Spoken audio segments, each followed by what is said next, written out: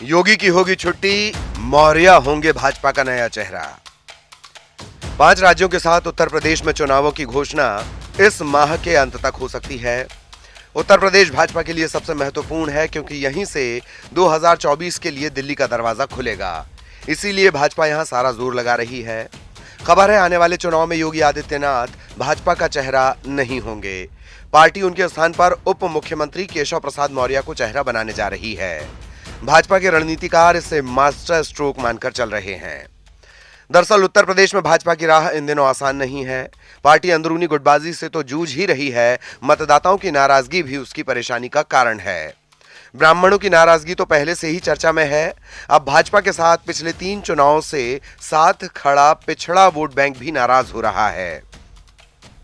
पश्चिमी उत्तर प्रदेश के जाट बहुल इलाके में सबसे पहले इस अलगाव की शुरुआत किसान आंदोलन के बहाने हुई।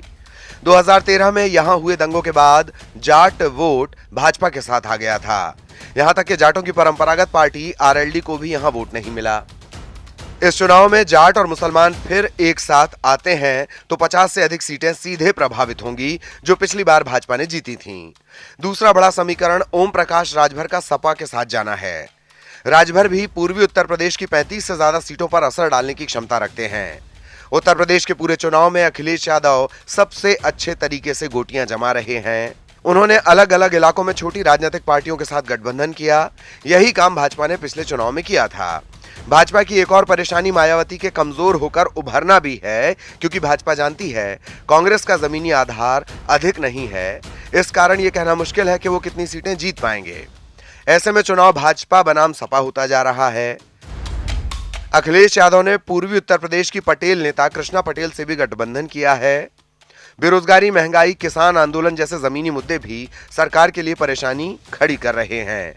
इसी तरह भाजपा के साथ अनुप्रिया पटेल के साथ निषाद पार्टी भी महत्वपूर्ण सहयोगी की तरह खड़े हैं। जानकारों का कहना है कि भाजपा के सामने पिछड़ों को साथ लाना बड़ी चुनौती है। उससे ब्राह्मण वोटर्स की उतनी चिंता नहीं है। केशव प्रसाद मौर्य का नाम इसी कारण आगे बढ़ाया जा रहा है। इस बात का संकेत मौर्य की बॉडी लैंग्वेज से भी मिल रहा है, जो मथुरा कृष्ण मंदिर से लेकर अन्य सांप्रदायिक मुद्दों पर मुखर नजर आ रहे हैं। दूसरी तरफ योगी आदित्यनाथ, जो फायर ब्रांड माने जाते थे, आजकल विकास की बात करते नजर आ रहे हैं। केशव प्रसाद मौर्य पूर्वी उत्तर प्रदेश के रहने वाले हैं। ऐसे में वे राजभर के जाने के कारण होने वाले नुकसान की भरपाई कर सकते हैं। दूसरी तरफ अखिलेश यादव पिछड़ा होने के कारण जो राजनीतिक फायदा उठाने की कोशिश कर रहे हैं, उसे भी रोका जा सकेगा। भाजपा पिछड़ों के बीच पीएम के साथ साथ सीएम का संदेश भी दे सकती है। एक और महत्वपूर्ण बात यह है कि यूपी के ब्राह्मणों की नाराजगी योगी की कार्यप्रणाली के कारण है, भाजपा से नहीं। भाजपा सीएम चेहरा बदलकर उन्हें वापस अपने पाले में ला सकती है। बहरहाल भाजपा यूपी चुनाव जीतने का कोई भी मौका नहीं छोड़ना चाहती।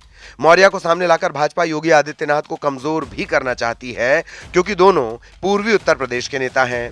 पिछला चुनाव जीतने के बाद भाजपा योगी को सीएम नहीं बनाना चाहती थी, पर वे अपने समर्थकों के कारण सीएम बन गए।